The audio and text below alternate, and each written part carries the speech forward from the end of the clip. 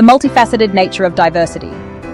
At its core, diversity encompasses the vast spectrum of human differences, including ethnicity, gender, sexual orientation, age, physical abilities, religious beliefs, and culture.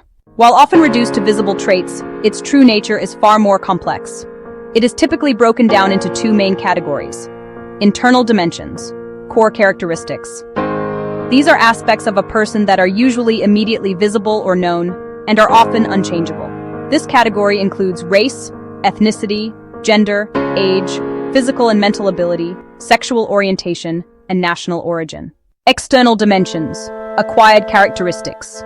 These are aspects gained throughout life that can change over time, such as education, socioeconomic status, religion, geographic location, life experiences, and cognitive styles. It's important to note that these categories can be fluid. For some, particularly indigenous peoples, religion and culture are deeply internal and core to their identity. Conversely, gender for others is understood as a changing and external expression of self. Historically, my original conception of diversity was rooted in the experience of minority individuals who were discriminated against and disadvantaged because of their differences, the very characteristics listed above. This dynamic is a product of colonial capitalism, which established a social structure where certain groups were systematically marginalized. This is not merely an opinion, but a historical fact of economic development, where these disadvantaged individuals have endured generations of struggle and poverty. When these groups seek state redress for equity, their legitimate grievances, often stemming from colonial impositions, are frequently dismissed by right-wing nationalists under the pejorative label of wokeness.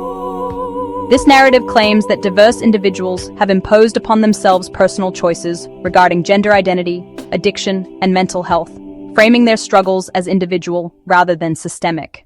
This is particularly evident in the discourse around gender identity.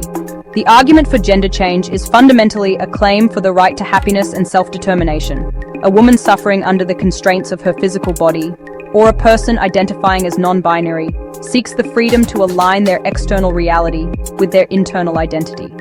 Science affirms the reality of biological sex, but gender identity is a matter of human rights. Yet, this sector of diverse individuals faces rejection from right-wing nationalists and Christian conservatives.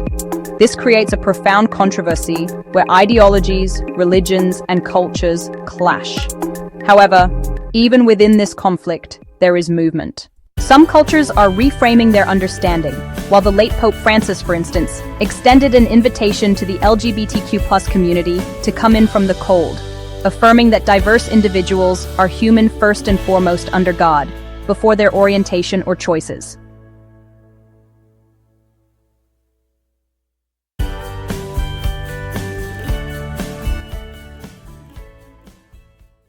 Despite these tensions, diversity remains a critical driver of success and innovation. Diverse teams bring a wider range of perspectives, leading to more creative problem-solving and innovative products. They improve decision-making by reducing groupthink and identifying risks more effectively. Numerous studies correlate diverse leadership with better financial performance, and a diverse workforce is better equipped to understand a global market. In education, exposure to diverse peers prepares students for a globalized world and deepens understanding. Furthermore, diverse communities are more resilient and can draw on a wider pool of skills, reducing prejudice and building a more equitable society. To be fully realized, diversity must be grouped with two other essential concepts: equity and inclusion.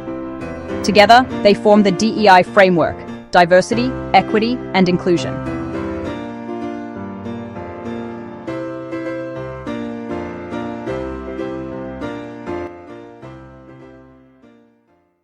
Diversity is the who, the mix of people.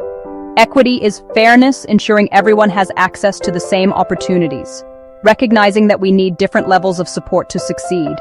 Inclusion is the how, the practice of creating an environment where all individuals feel respected, valued, and able to participate fully. A powerful analogy illustrates this. Diversity is being invited to the party. Equity is being provided with a ramp to get in. Inclusion is being asked to dance.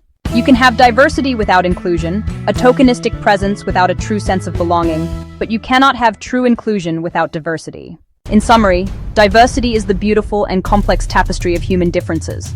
It is about recognizing, respecting, and valuing what makes us unique. Embracing diversity means leveraging these differences to create stronger, more innovative, and more vibrant organizations and communities for everyone.